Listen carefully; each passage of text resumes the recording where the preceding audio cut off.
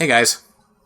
Some of you may recall that last year, I reviewed all 3 issues of one of the strangest comic series I have ever seen, Cyber Kitties.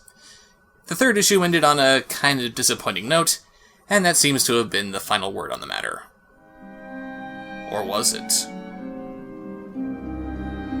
Cyber Kitties creator Paul Kidd had more plans for the series, and tried to get them realized through other publishers. While those plans were falling through, he had recruited a young artist named Chris Burdos, and I apologize if I mispronounced that, to draw a 4th issue of Cyber Kitties. Unlike issues 1 and 3, it was a story that lasted the entire issue like what we see in number 2. It was believed that these pages were lost in a flood that Burdos had suffered through, along with many of his other works. But somehow he found them in his attic years later, and lo and behold, we have the unpublished 4th issue of Cyber Kitties online to enjoy. Fate may have condemned the Cyber Kitties to die, but they are taking full advantage of their 9 lives. Let's delve into the lost story arc of Cyber Kitties number 4. Sadly, this comic never got to the point where a cover was made for it. I liked analyzing these comics' covers in particular, so it's pretty disappointing to not have the chance to do that again with this issue. Our story opens on Cadillac Ranch that's been rearranged into Stonehenge, while some narration tries to inform us about what's going on.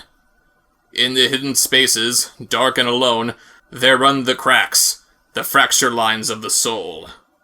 Is this comic implying that your soul is in your ass? To planes beyond the mere continua of life, to where the unnameable, the unknowable, the unimaginable lurks forever in its lair. And that bit of melodramatic narration is destroyed with the image of the aptly named Blob sleeping underground while smaller blobs play violin music. Cyber Kitties, because making up your own Mad Libs is just too much trouble. That which must not be named. So I guess the blob's name is Voldemort. By the way, take a good look at this first page here. A typical comic book page is about 6.5 inches wide by 10 inches high. Most of the comic is drawn in dimensions more befitting the standard comic format, so what was the point of doing this? The only way this could be printed onto the page is if they shrink it down so that you'd have to use a magnifying glass to read the text. But hey, trying to figure out what these comics are actually doing does require a lot of deduction on the reader's part, so might as well complete the illusion. Meanwhile, we find Morgana once again slinking her way through cyberspace, which is being patrolled by a Mario knockoff, naturally. She fiddles around with some dominoes, or maybe they're graham crackers, who knows, and we see that she's plugged into the internet through a payphone to get onto some nightclub's VIP list. Just the fact that she had to do this on a payphone is mind-blowing. This is taking place in the year 2063. Why are payphones still a thing? They later say that they didn't pay their phone bill, which is why they need to resort to using this payphone instead of doing their hacking at home. But once again, I'm left wondering what these kitties actually do for a living. How can they afford a house, 2 apartments, and whatever crap they can find at a convention when their source of income is never established? Anyway, Morgana tells Alex that she accomplished her mission. Not a moment too soon! I don't think Tammy can keep them distracted much longer! Do you guys stock any old Partridge Family LPs? Squee! Why do they need a distraction to use the payphone? Why is that store clerk terrified by Tammy just wanting some Partridge Family records? Why is he squeeing when people usually associate squeeing with being excited? Net running from a phone booth. I hope no one hears about this. So I forgot to pay the phone bill. Who cares? The phone bill is Alex's responsibility? Do you really want to give that task to somebody who thinks that lighting the floor on fire is the best way to deal with a broken wall? Then again, Alex replies to herself after she expresses her excitement about going to the club, so maybe this bigger word balloon was supposed to be pointed at Tammy or something. Speaking of Tammy, it would appear that she has the hiccups after lying to that store clerk. She couldn't distract him with something that she actually needed because... And because she dabbles in magic, her hiccups somehow affect everyone she passes.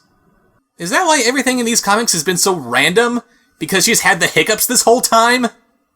So who's playing? Who cares? It's the Black Pit. You don't come here for the music. Yeah, you come to open fire on dickweed bands! Alex?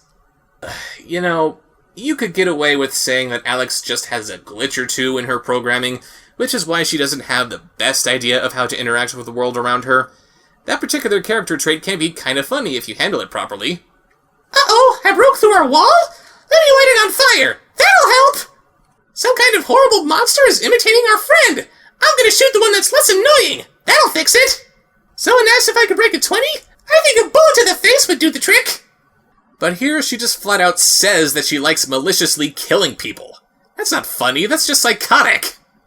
They get to the front of the line, which is being overseen by a bouncer and a Ted 209. Cute. And after Tammy hiccups a boot onto the bouncer's head, they're ushered into the club. With any luck, maybe we'll get to see Zigzag and Sabrina singing karaoke in here. Alex goes off to light people on fire. Hilarious. And Morgana looks for a dark corner to brood in. But that plan comes to a screeching halt when she starts swooning over this goth unicorn who's up next to perform. I shall now perform some of my music for the audience. Would you care to stand in the front row and bathe within my genius? Wonkity! When real words can't convey what you're feeling, why not smetch up your own diggity-doos?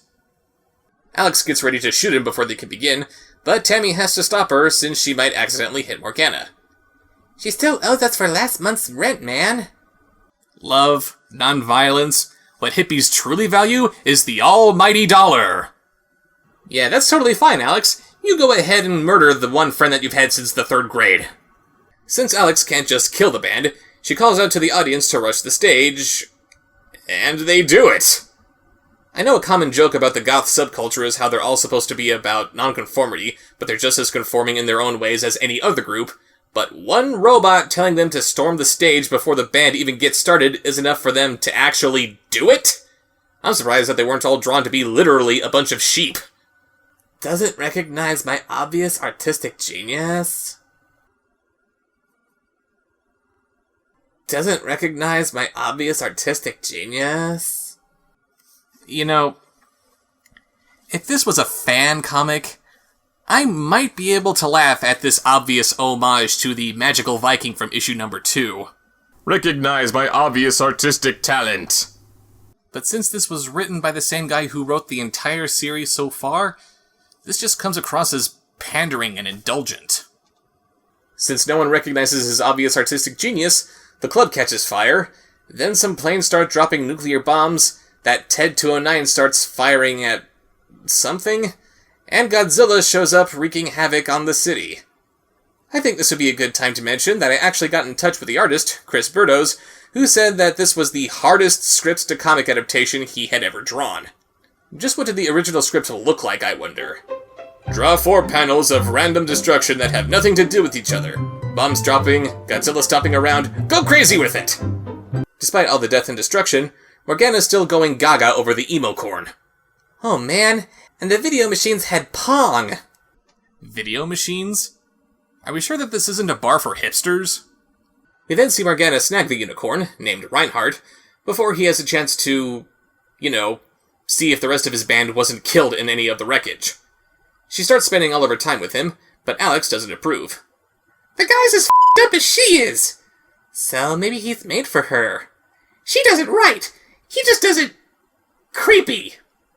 Is that a twinge of jealousy I'm seeing there, Alex? And either way, you're not allowed to call people creepy when you just strapped a mouse onto a lathe. Alex gets the idea to kill him with a little chainsaw you can wield as easily as a kitchen knife, which I had to admit is pretty cool, but Tammy advises against it since it would probably make him even more attractive. That and, killing people is still something of a taboo.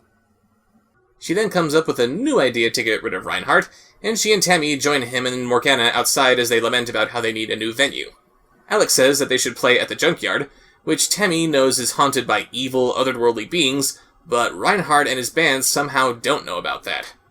Reinhardt agrees, and he can't help but start rambling out some pseudo-poetry about how the junkyard would be perfect, what with his obvious artistic genius rising out of dead technology and blah blah blah blah blah.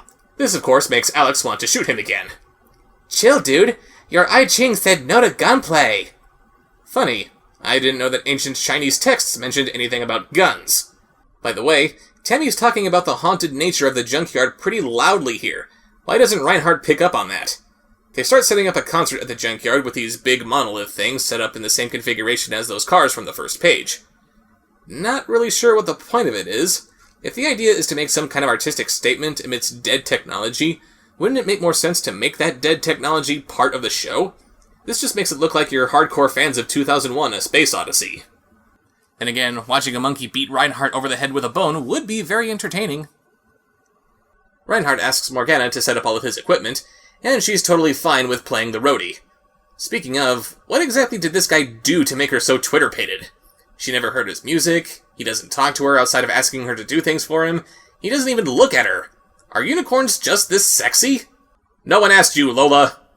Alex and Tammy lend a paw by bringing over Morgana's own musical equipment, and she proceeds to set up the entire concert while everyone else just stands around and smokes. Yeah, look at all those artists suffering for their craft. Their artistic talent is so obvious, how could you not recognize it? Morgana mans the soundboard when she's done, and the concert opens to quite a large gathering. Wasn't this guy just headlining a tiny little club the other night? How the hell did they attract a crowd like this? I'd make a joke about the effectiveness of social media in the year 2063, but just like the rest of this comic series, the internet has barely entered into this story.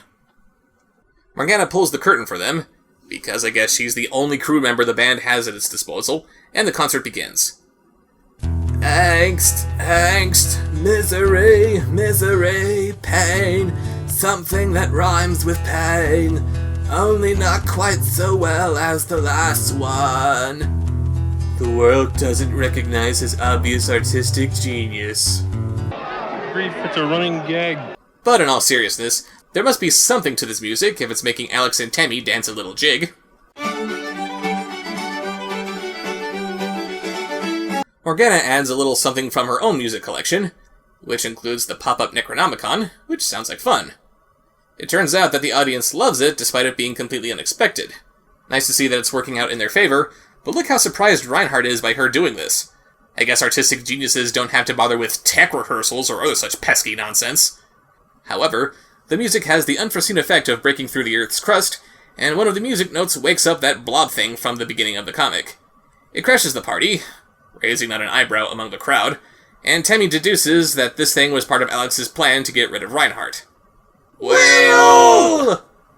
Yeah, they actually say the word whale. The writer honestly couldn't think of, oh my god, or please don't eat me, or something like that. I know this joke is being used to death, but... Recognize my obvious artistic talent. Once again, we see that Morgana has teleported back onto the stage, where she continues to stare at Reinhardt all googly-eyed instead of trying to free him. For some reason, the monster is really excited by her being here. Squee! Oh my god, is that Morgana from the Cyber Kitties? I gotta get her autograph! Reinhardt pleads with the monster to eat Morgana instead of him, and surprisingly, Morgana is crushed by this like an actual person might be. At this point, I'd have assumed she'd happily throw herself at the thing to show how much she loves him. According to this monster manual that Tammy carries around, this thing is called that which must not be named, even though I'm pretty sure that the thing was called a blob, and Morgana starts arguing with the thing over the logistics of its lack of a name being its name. The blob gets kinda bored by all this, and it just slithers away. There are times when I admire the way that woman's mind works. That makes one of us. So they all go home, not before Alex murders Reinhardt in cold blood. Isn't she just a card? And check it out. They're still living at that Catbite building that was introduced in issue number 3. It's the very last page of the very last issue, and we're finally seeing some setting continuity in these comics. You know, he trampled on her, he took her love and used it like a rubber doll. No, that would imply that she actually got a little something.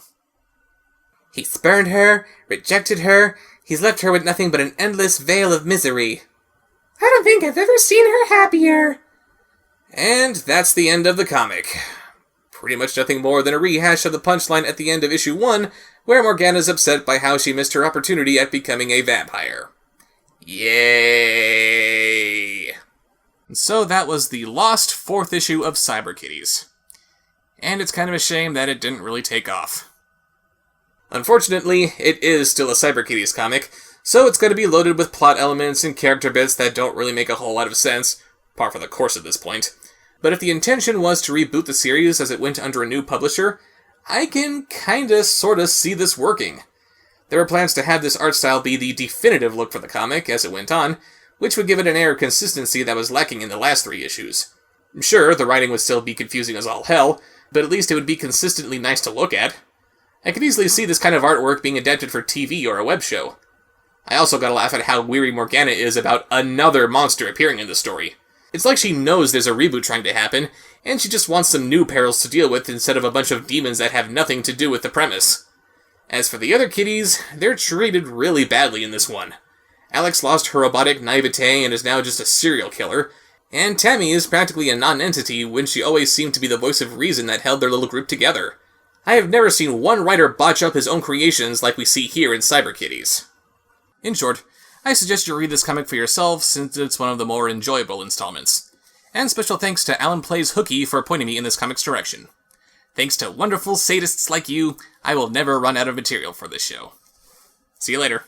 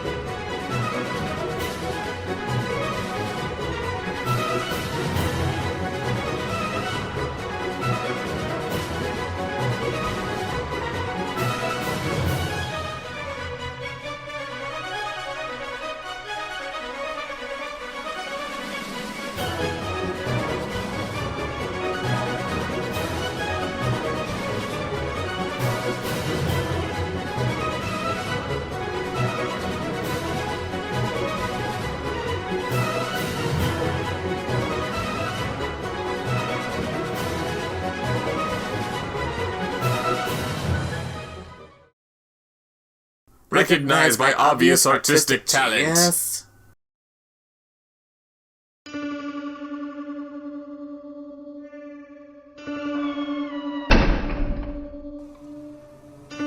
Subscribe, like, follow, comment.